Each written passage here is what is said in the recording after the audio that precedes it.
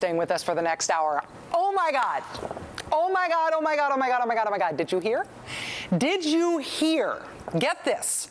1/10 of the entire United States Navy and $200 million a day is what it's going to take to send Barack Obama on a trip to India. I know. Did you hear about this? Taxpayers are spending $200 million a day, and the U.S. Navy is providing 34 warships just to send Barack Obama to India. Did you hear about this? No, really, did you hear it? I totally heard about this. Just within a day or so, the President of the United States will be taking a trip over to India that is expected to cost the taxpayers $200 million a day. He's taking 2,000 people with him. He'll be renting out over 870 rooms in India, and these are five-star hotel rooms at the Taj Mahal Palace Hotel. No one really knows the cost because for security reasons, they don't disclose the cost. So this idea that it's, $200 million, whatever, is simply made up. Well, these are the numbers that have been coming out in the press. Now, that is actually true. That last thing she said there about how these numbers have been coming out in the press, that is true. Those numbers have, in fact, been coming out in the press in a very, very specific part of the press. $200 million a day, 3,000 people. He needs the whole Taj Mahal hotel. That's actually reported. I mean, it seems like No. It's $2 billion. Yeah. We have 34 warships. Have you seen this? 507 rooms at Taj Mahal, 40 airplanes, $200 million a day. This nation will spend on Obama's trip to India. What's Obama about to do? Go on a trip to India that will cost $200 million. That's $200 million per day. I will tell you, unequivocally, this has been reported. Go to the internet, go take a look. I'm not making this up. The show's not making this up. Go to the internet. I'm not making this up. This stuff is on the internet. It's true on the internet. You want to know what else is true on the internet? Canned unicorn meat with sparkles. You want to know what else is true on the internet? And zoom in a little bit and a little bit closer. What does that look like to you? Those are the bites of a vampire. Rachel Maddow is a vampire. We are letting a lesbian vampire comment on America. I love that guy. Sometimes what you learn about on the internet, sometimes when you learn about what people think is true on the internet, you learn about it in weird ways. For example, at some point recently, somebody started screaming at me in all caps on Twitter, "Why don't you ask Obama why Muslims are exempt from Obamacare?" Now, your immediate natural response to that is, oh, this is very sad. This is a crazy person who thinks that Muslims are exempt from health reform. This is sad that this crazy person is crazy and thinks that. But at least all they're doing is yelling at me about it in all caps on the internet. Turns out it is more than just one crazy person on the internet. If you go on Google right now, I know this from experience. If you go to Google and you try to search for articles about this allegation, Muslims exempt from Obamacare, to see if other people believe this crazy thing, you only get as far as typing in Muslims before Muslims exempt from Obamacare pops right up. It is not true, of course, but people believe this stuff. There is a lot of stuff on the internet. Stuff being on the internet is not a guarantee that it is true. And this has been true, and this has been an issue as long as there has been an internet and a rumor mill before that. But today, we have an alternate self-contained right-wing media universe, the right-wing websites and talk radio and the right-wing TV network. And in that alternate self-contained right-wing media universe, this stuff is not just repeated as if it is fact, it is made into de facto fact. In the alternate self-contained right-wing media universe, this whole we're spending $200 million a day to send Barack Obama to India thing is true because they've confirmed it for each other. They looked it up on the internet and it's totally there. Their friend said it right alongside the unicorn meat. I will take the liberty this time of dismissing as absolutely absurd this notion that somehow we were deploying 10% of the Navy, some 34 ships and an aircraft carrier in support of the president's trip to Asia. That's just comical. nothing close to that is being done. It is not, in fact, true that it is costing American taxpayers $200 million a day to send the president to India, nor is it true that 1/10 of the Navy is being dispatched to take him there. It is not true. But the fact that it's not true doesn't matter anymore. I mean, there have always been myths and lies around American politics, but there used to be a process of debunking those things, and then they would more or less go away, give or take the fringe, give or take protocols of the Elders of Zion. But the debunking process is gone now. No non-right-wing information is allowed to be used to debunk right-wing information. So if conservatives self-confirm something as fact in their closed-circuit media world, it's fact to them. We should have known we had lost the capacity to debunk when this happened. They're going to be saying, no, you can't give this person a hip replacement. They're too old. This will be done by this federal board, which is really the death panel that Sarah Palin was talking about. The death panels, yes, back in the news again. You warned Americans about so-called death panels. Those death panels, which created a big controversy. There weren't death panels in health reform. Democrats, in fact, accepted a Republican-proposed idea to promote living wills, where people say what they want their own end-of-life care to be. That is not a death panel. There are no death panels. There never were. But in the alternate self-contained right-wing media universe, death panels are real. In that world, it's true. They've confirmed it with each other, and it is therefore unquestionable. The reason this is more than just funny or sad is that when people who are informed by their time in the alternate self-contained right-wing media universe, when those people move on in life, sometimes what they're moving on to is getting control of parts of the government. I'm very concerned about the international move they're making, particularly the question that there was about moving the United States off of the dollar and onto a global currency.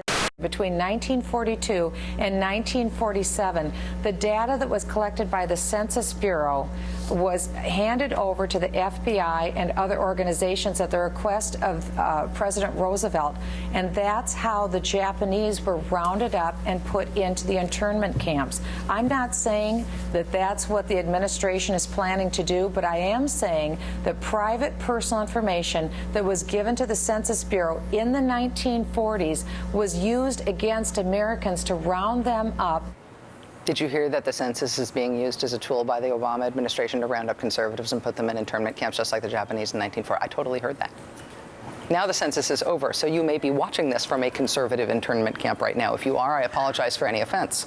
But the idea that the U.S. Census, mandated by the Constitution, is a thinly veiled conspiracy to round us all up and put us in internment camps, the idea that Barack Obama has a dastardly plot to eliminate the dollar and create a one-world currency, those things aren't just stupid, they're true on the political right.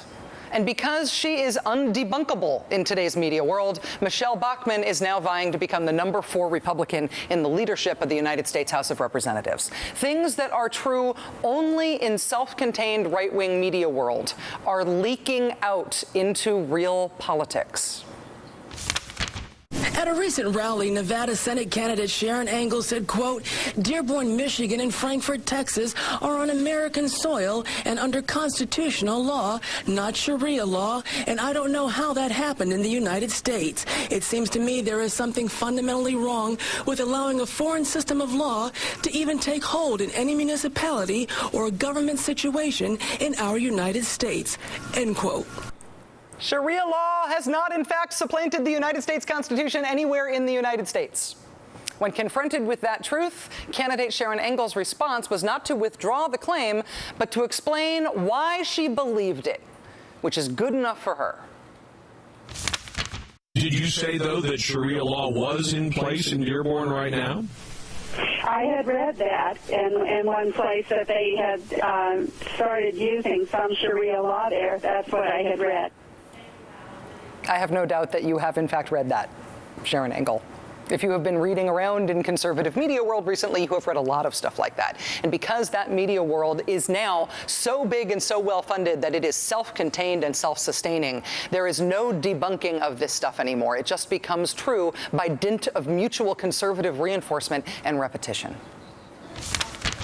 Their mission is to blur or completely erase the borders between Canada, U.S., and Mexico to get goods and services freely flowing between all three countries in the dream of one big, happy Mex-Americanada. I guarantee you this is one of their long-term goals to have, one sort of borderless mass continent. American scientific companies are crossbreeding humans and animals and coming up with mice with fully functioning human brains. You want to know what happened in Laredo? Did you hear what happened in Laredo? Oh my God. A Mexican drug gang called the Zetas. The Zetas rampaged over the border and took over 2 ranches in Laredo, Texas. American ranches now being run right now by a Mexican drug gang. Mexican drug gangs have officially breached the border. The invasion from Mexico has begun. Did you hear about it? Did you hear about it? If you live in right-wingville in this country, then I'm sure you have heard all about it. None of it is true. None of those things actually happened. Talk to you guys. Thanks, Lisa confirmed Eric Holder, and we disagree with that. She what? Voted to confirm Eric Holder. And why are you against that? Because he's we're the most all anti-gun attorney general this country has ever had. What's he done on guns that you're upset about, though? Just so I honestly, I don't know enough about him to answer that truthfully, Rachel. Can I just ask why are you upset about Eric Holder? Because he's anti-gun. What has he done that's anti-gun? I don't have all the facts, but I know that he is anti-gun. A little baby with ink on their foot, stamped right there on the birth certificate. There's one in this country we haven't seen. Get it? Barack Hussein Obama. Haven't seen that birth certificate yet with the little feet. Again, for the record, Barack Obama was born in Hawaii. Eric Holder hasn't done anything against gun rights. Mexican drug gangs are not seizing ranches in Texas. Mice with human brains. That one, actually, I take a pass. I can't disprove that. But Mex-Americanada, I can say with confidence, not actually happening.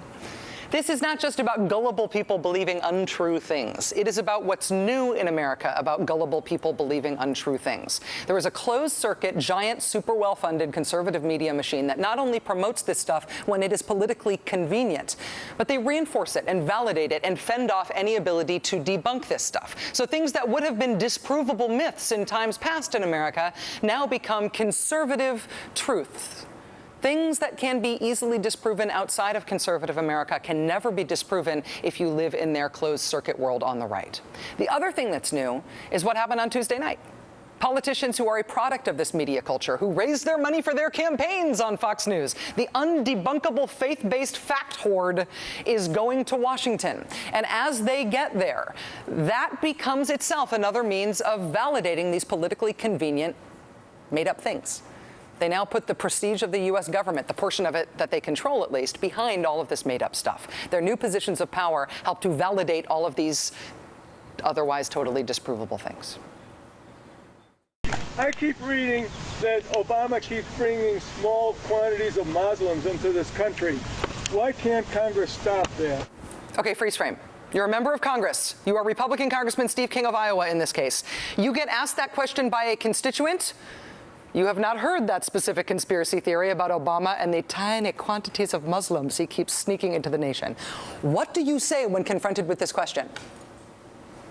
Here's the difference between you and the new Republican Congress. This is how Republican Congressman Steve King chose to respond to that thing he'd never heard before.